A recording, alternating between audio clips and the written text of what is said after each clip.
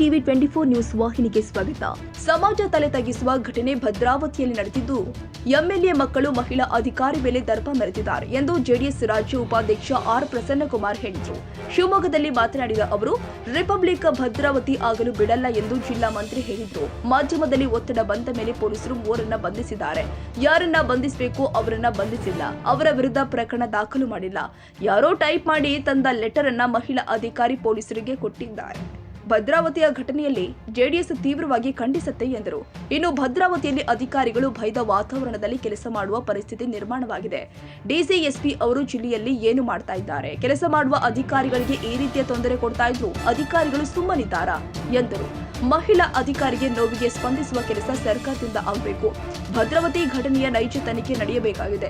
ಕೂಡಲೇ ಶಾಸಕ ಸಂಗಮೇಶ್ ರಾಜೀನಾಮೆ ಕೊಡಬೇಕು. ಇಡೀ ಸಮಾಜ ತಲೆ ತಗ್ಗಿಸುವ ಕೆಲಸವಾಗಿರೋದ್ರಿಂದ ಶಾಸಕರು ರಾಜೀನಾಮೆ ಕೊಡಬೇಕು.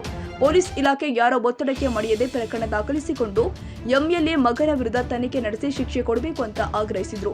ಇನ್ನು ಘಟನೆ ಖಂಡಿಸಿ ಫೆಬ್ರವರಿ 14ರಂದು ಭದ್ರಾವತಿಯಲ್ಲಿ ಬೃಹತ್ ಪ್ರತಿಭಟನೆ ನಡೆಸ್ತೀವಿ.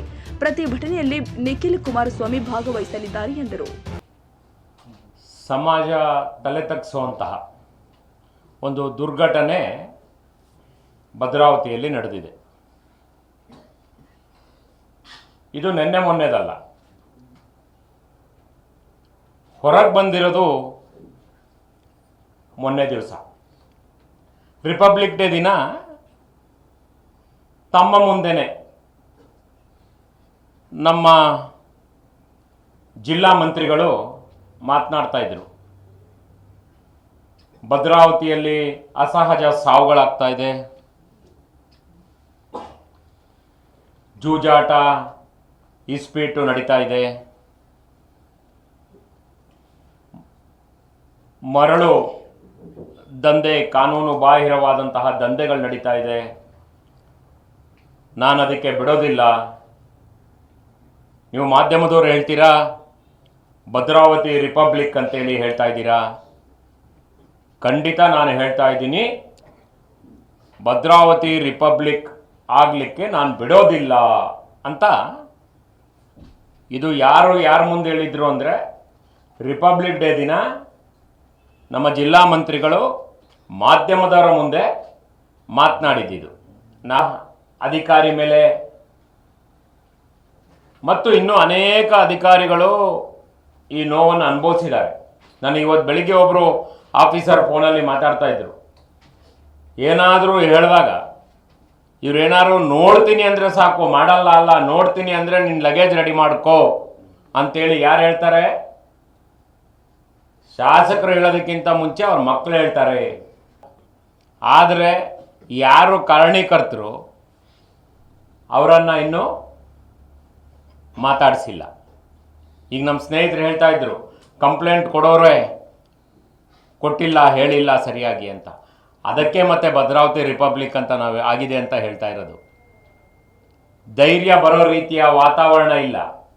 ಅಧಿಕಾರಿಗಳಿಗೆ ಸರಿಯಾದ ರೀತಿಯಲ್ಲಿ ನ್ಯಾಯಯುತವಾಗಿ ಕೆಲಸ ಮಾಡಲಿಕ್ಕೆ ಅವಕಾಶ ಅಲ್ಲಿ ಸಿಗ್ತಾ ಇಲ್ಲ ಅಂತ ಹೇಳಲಿಕ್ಕೆ ನಾವು ನಿಮ್ಮ ಮುಂದೆ ಬಂದಿದ್ದೀವಿ.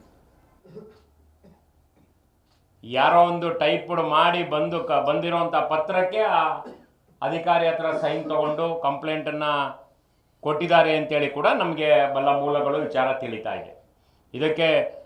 ಇದರ ಹಿಂದೆ ದೊಡ್ಡ ಷಡ್ಯಂತ್ರ ಇದೆ. ಯಾರನ್ನ ಹೆಸರು ಹೇಳಬೇಕೋ, ಯಾರ ಹತ್ರ ಬಯಸ್ಕೊಂಡಿದ್ದಾರೋ ಅವರನ್ನ ಹೆಸರನ್ನು ಬಿಟ್ಟು, ಅದು ಗಲಾಟೆ ಆಗಿದೆ ಅಂತಲೇ ಹೇಳ್ತಿದ್ರೋ ಇಲ್ಲೋ, ನಮ್ಮ ಜಾತ್ಯತೀತ ಜನತಾದಳ ಬಹಳ ಉಗ್ರವಾಗಿ ಖಂಡಿಸ್ತೀವಿ. ಇದು ಯಾರೂ ಮಾಡುವಂತಹ ಕೆಲಸ ಅಲ್ಲ. ಅದರಲ್ಲೂ ವಿಶೇಷವಾಗಿ ಶಾಸಕರಂತಂದರೆ ಅವ್ರ ಮೇಲೆ ಬಹಳವಾದ ಪಕ್ಷಾತೀತವಾಗಿ ನಾಗರಿಕರು ಅವರ ಮೇಲೆ ಭರವಸೆಯನ್ನು ಇಟ್ಕೊಂಡಿರ್ತಾರೆ. ಚುನಾವಣೆ ಆಗೋ ತನಕ ಪಕ್ಷ, ಚುನಾವಣೆ ಆದಮೇಲೆ ಪ್ರತಿಯೊಬ್ಬರಿಗೂ ಶಾಸಕರು. ಆದರೆ ಅದರ ವಿರುದ್ಧವಾಗಿ ನಡೀತಾ ಇರುವಂತಹ ವಾತಾವರಣವನ್ನು ನಾವೆಲ್ಲರೂ ಕೂಡ ಭದ್ರಾವತಿಯಲ್ಲಿ ನೋಡ್ತಾ ಇದ್ದೀವಿ.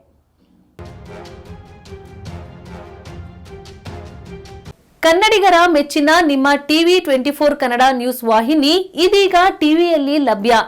ಕರ್ನಾಟಕ ಮತ್ತು ದೇಶ ವಿದೇಶದ 360 ಡಿಗ್ರಿ ಸುದ್ದಿ ಹಾಗೂ ಉತ್ತರ ಕರ್ನಾಟಕ, ಬೆಳಗಾವಿ, ಬಾಗಲಕೋಟೆ, ಧಾರವಾಡ, ಹಾವೇರಿ, ಗದಗ, ಬಿಜಾಪುರ ಜಿಲ್ಲೆಯ ಕ್ಷಣ ಕ್ಷಣದ ವಿವರವನ್ನ ಪಡೆಯುವುದಕ್ಕೆ ಟಿವಿ 24 ಕನ್ನಡ ನ್ಯೂಸ್ ವಾಹಿನಿಯನ್ನ ಲೈಕ್ ಮಾಡಿ, ವಿಡಿಯೋಗಳನ್ನ ಶೇರ್ ಮಾಡಿ, ಕಮೆಂಟ್ ಮಾಡುವ ಮೂಲಕ ನಮ್ಮ ವಾಹಿನಿಗೆ ಸಹಕಾರ ನೀಡಿ ಮತ್ತು ಚಾನೆಲ್ ಅನ್ನ ಸಬ್ಸ್ಕ್ರೈಬ್ ಮಾಡಿ. Thank you.